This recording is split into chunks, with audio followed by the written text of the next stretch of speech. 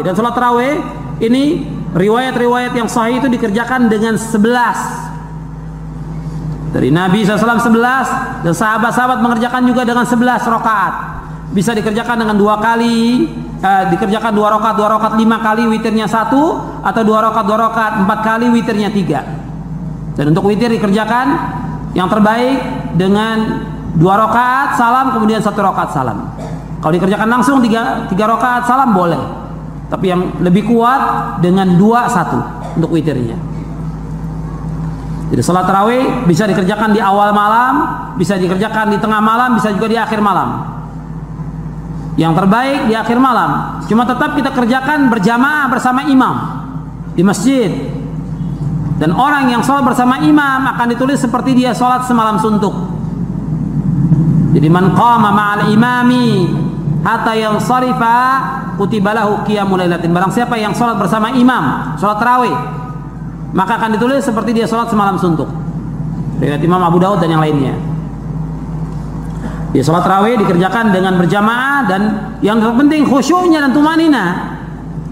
Banyak kaum muslimin sholat tapi nggak ada khusyuk, nggak ada tumanina. Kalau di zaman Umar bin Khattab radhiyallahu anhu dikerjakan 1 rakaat 100 ayat, selesainya menjelang sahur. 1 rakaat 100 ayat. Ya kita imannya berbeda dengan imannya para sahabat yang mereka kuat. Nah sekarang untuk kita menjadi imam disuruh ringkaskan, tapi jangan terlalu pendek. Jangan tiap sholat kulhu kuliah, nggak ada nambah sama sekali. Ya baca yang sedang, bisa juga kita membaca Al-Baqarah 5 ayat atau 7 ayat 1 rakaat, atau mungkin lebih daripada itu. Kita lihat kondisi jamaah dan kita memberitahukan kepada mereka bahwa sholat ini yang penting khusyuk dan tumanina. Bukan hanya 11 rakaatnya tapi juga khusyuk dan tumanina.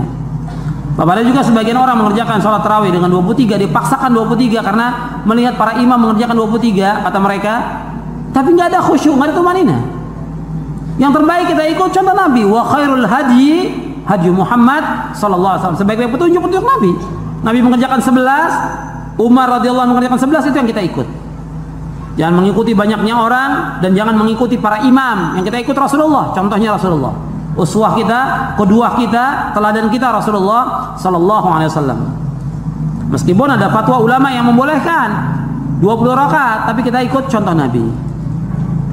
Dan perbedaan itu memang ada. Hatta Syekhul Islam pun menyebutkan dalam kitabnya Majmu' Fatawa. Jangan sampai ada terjadi perpecahan atau permusuhan karena masalah 11 dan 20. Ya, kita tetap prinsip 11 kita lakukan dan kita ajak kaum muslimin dengan 11 rakaat dengan khusyuk dan tumanina. Terus yang menjadi kontroversi mulai zaman ulama ngantos sak mangke itu kaifiyah kados traweh. Wis ora usah tersinggung niki ilmu. Teng riwayat-riwayat Bukhari Muslim, Nabi nu nak witir itu 9 rakaat. Lam yakut min hunna fi akhirihinna illa wahidah. Di Nabi nate sholat witir itu 9 rakaat enggak duduk sama sekali, mau terakhir duduk pas ke 9 terus salam. Nah, sebagian riwayat Nabi memotong sholat itu sholatul laili masna berarti 2 8 terus 1 witir. Ini ngrungokno tenan. Sehingga ketika ada sholat tarawih yang 4 rakaat tanpa tasyahud, sebetulnya secara fikih pasti kita sepakat sah. Karena kalau 4 rakaat tanpa tasyahud pertama, kenapa kita katakan sah? Karena Nabi malah pinter songo, luwih seru to. Buat ini karena yang menjadi kontroversi. Nah, dan tidak satu pun ulama di dunia yang mengatakan tasyahud awal itu wajib. Sampean yakin tasyahud awal wajib atau sunat? Sunat. Artinya khasnya hukum sunat itu gimana? Kalau ditinggalkan tidak batal. Berarti misalnya ono tarawih 4 rakaat berturut-turut, berarti tidak ada masalah karena yang ditinggal artinya tasyahud awal yang kita yakin itu hanya sunat. Tapi dasare ora cocok ya didadekne masalah kan.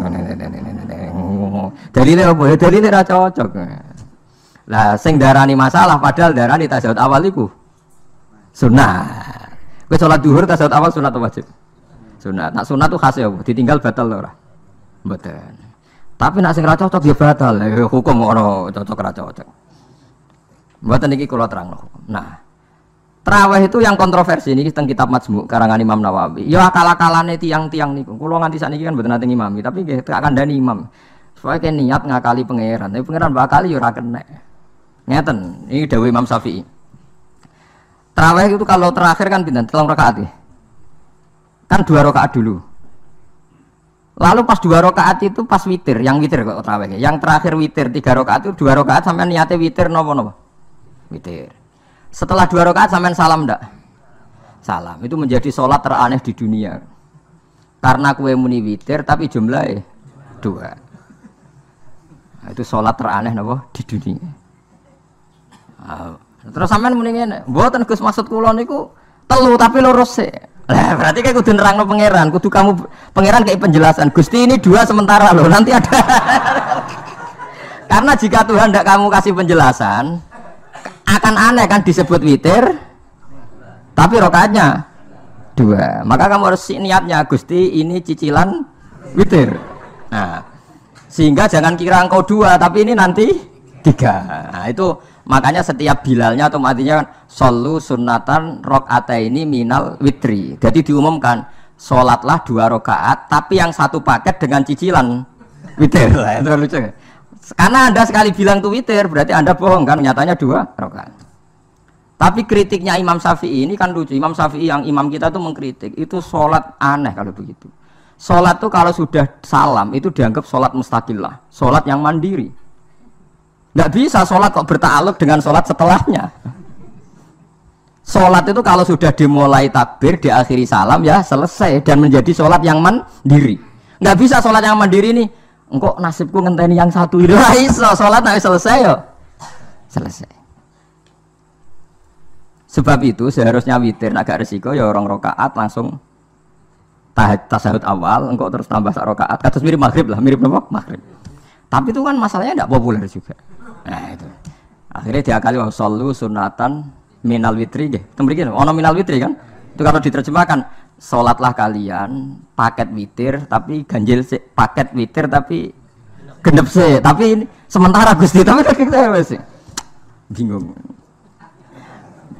itu cara pangeran juga bingung tenan ngadepi. Nah, makanya itu nak cara kula ya ora usah dijerok-jerokno pokoke ngono iku ya. Jadi barang keliru kadang ya muga-muga sepuro pangeran ya ora usah ngono iku. Jadi nak sholat ya nak cara Sayyidina Utsman itu memang beliau bilang 2 rakaat itu berdiri sendiri karena sholat itu setiap 2 rakaat selesai, setelah salam itu selesai. Nanti yang witir ya 1 itu. Makanya 2 itu rasa ono witir-witiran cara Sayyidina Utsman. Muga Nabi dawuh wa autir bi wahidatin. Kemudian sholat Anda yang 2 itu ditutup witir. Berarti ya yang sholat kedua ya usolli sunatan ya biasa saja nafal mutlak, enggak usah nyinggung-nyinggung napa witir. Oke. Loh ini penting sekali karena nyatanya ada witir kan? Nyatanya tidak nopo witir. Lah nanti yang 1 terakhir witir. Ya tapi adatnya ngoten niku. Jadi ini perlu sampean ketahui, salat itu memang banyak masalah di secara fikihnya. Karena tadi kalau sampean niat witir, setiap sudah salam itu kan berarti selesai dan berdiri sendiri. Lah kok suwe-suwe nak rakaat sing terakhir batal lah berarti sing ngarepe melok batal. Mergo sak paket koyo capres mbek napa? Cawapres. Ora iso salat kok ono. Nah itu paham ya. Terus niku kefiah sholat. Di sampean memang akal-akalan tenggene witir pun bener shollu sunnatam minal witri rakaataini. Jadi niku rontok bener ya rontok ngawur. Ngawurnya itu tadi wong sholat niku mustaqillah setelah ditutup salam selesai kok bergantung. Hanya nasib 2 ini kan bergantung setelahnya kan. Mana ada sholat kok sudah ditutup berkaitan. Mulane kula niku nak witir ya ora tau tak niati witir. Wong kula ora cocok mbek pengumuman niku ora pati cocok. Tapi kan kula makmum, ora malek dihisab kan cara salah ya. Usolli sunatan anut imam teng ati kula ampun sesuai. Nah, wis salah ya malah salah, nak bener ki melok napa? Bener, tepak-tepakan wonten mawon. Jadi kula niku wong alim fikih tapi paling tersiksa kok kalah mbek adat, kalah mbek napa? Adat. Nentang adat ora apik. Jare Nabi kono umume wong ya melok umume wong. Nak mau yang pintu ya melok napa pintu. Nah itu ngintikan Imam Syafi'i harusnya punya rasa malu orang yang mengatur sholat sedemikian rupa. Sebetulnya sholat itu niatem salah lah, keliru lah. Wong sholat itu wis apik, ora usah detail-detail napa niat. Lalu dari Imam Syafi'i kowe mlebu masjid niat duha ya untuk tahiyat masjid, niat tahiyat masjid nek waktu duha ya untuk duha. Karena wis barang apik, piye-piye tetep apik. Ngono, dadi ora usah ribet-ribet niat ngono bae wong barang apik. Paham ya? Tapi kan sederhana kan sebenarnya kita tidak perlu bulat. Tidak perlu apa? Bulat.